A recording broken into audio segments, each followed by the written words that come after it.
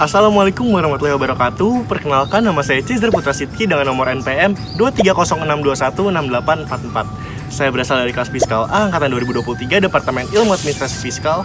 Pada kesempatan kali ini saya akan bahas terkait kriteria non-objek pajak. Dalam menghitung penghasilan kena pajak, terdapat dua jenis penghasilan, yaitu yang diakui secara komersial dan diakui secara fiskal. Penghasilan yang diakui secara komersial diatur dalam PSAK, sedangkan untuk penghasilan yang diatur secara fiskal diatur dalam Undang-Undang Pajak Penghasilan. Untuk menghitung penghasilan kena pajak, kita tentu perlu mengakumulasi penghasilan yang diakui secara fiskal, bukan secara komersial. Dalam koreksi fiskal, ketika penghasilan yang seharusnya tidak dimasukkan ke dalam penghasilan kena pajak, tapi dicatat secara komersial, itu perlu dilakukan koreksi negatif, yaitu penghapusan atau pengurangan penghasilan yang seharusnya tidak dikenakan tersebut. Di Indonesia, terdapat sangat banyak penghasilan yang dikecualikan sebagai objek pajak. Semua itu diatur dan disebutkan secara rinci dalam Pasal 4 Ayat 3 Undang-Undang Pajak Penghasilan. Dalam pasal tersebut, terdapat kurang lebih 15 penghasilan dikecualikan sebagai objek pajak. Berdasarkan hal tersebut, video ini dibuat untuk mempermudah para penonton dalam mengkategorikan penghasilan dikecualikan sebagai objek pajak. Sebelum memasuki inti materi, saya akan menjelaskan dulu nih definisi penghasilan menurut SAS Konsep.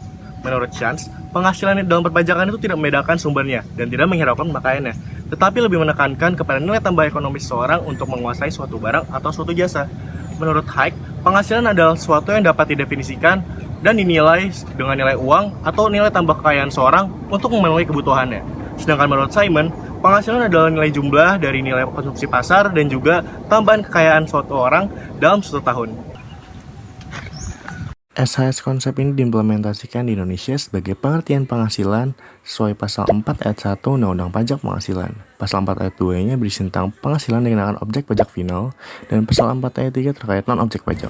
Dalam menghitung penghasilan kena pajak, tentunya kalian akan ketemu nih dengan penghasilan-penghasilan yang dapat diakumulasikan ke dalam penghasilan kena pajak dan penghasilan-penghasilan yang tidak dapat diakumulasikan ke dalam penghasilan kena pajak. Nah, penghasilan yang tidak dapat diakumulasikan ke dalam penghasilan kena pajak disebut sebagai penghasilan yang dikecualikan dari objek pajak atau non-objek pajak.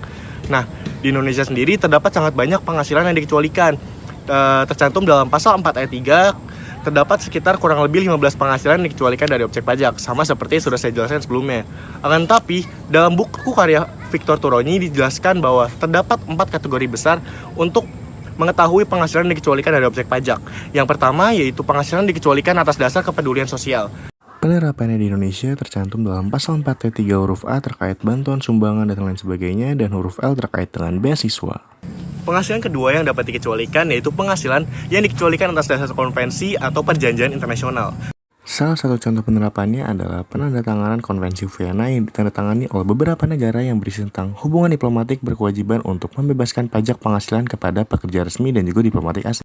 Penghasilan ketiga yang dapat dikecualikan yaitu penghasilan yang dikecualikan atas dasar struktural, yaitu untuk menghindari pajak-pajak berganda. Penerapan Indonesia tercantum dalam Pasal 4 Ayat 3 huruf F terkait dengan dividen atau penghasilan lain dengan ketentuan-ketentuan dalam huruf tersebut, seperti dividen berasal dari dalam negeri yang diterima atau diperoleh oleh wajib pajak, dan dividen yang berasal dari luar negeri. Dan penghasilan terakhir yaitu penghasilan yang dikecualikan dari pajak penghasilan atas dasar alasan politik, administratif, atau untuk tujuan-tujuan pemerintahan lainnya. Penerapan kategori keempat ini tercantum dalam Pasal 4 Ayat 3 huruf G dan H yang berisi tentang iuran dana pensiun. Di luar dari 4 kategori yang telah saya sebutkan sebelumnya, berdasarkan buku Victor Turoni, di Indonesia sendiri terdapat penghasilan-penghasilan lainnya yang termasuk ke dalam penghasilan yang dikecualikan dari objek pajak. Contohnya warisan, harta hibahan dari keluarga, satu garis keturunan lurus 1 derajat, penggantian imbalan dalam bentuk natura atau kenikmatan, asuransi, dan lain sebagainya. Dengan dibuatnya video ini, saya harap para penonton dapat dengan lebih mudah memahami penghasilan-penghasilan yang dikecualikan dari objek pajak penghasilan. Karena dengan hal tersebut, para penonton dapat dengan lebih mudah mengisi SPT-nya secara mandiri dengan benar. Selain itu, dengan pahamnya para penonton terkait penghasilan-penghasilan yang dikecualikan dari objek pajak penghasilan, para penonton dapat meningkatkan kepatuhannya terkait pemenuhan kewajiban perpajakan, yaitu dengan menghitung, menyetor, dan melaporkan. Sekian penjelasan dari pemaparan dari saya terkait dengan kriteria non-objek pajak. Kurang lebihnya mohon maaf. Wassalamualaikum warahmatullahi wabarakatuh. Dadah PPO Friends.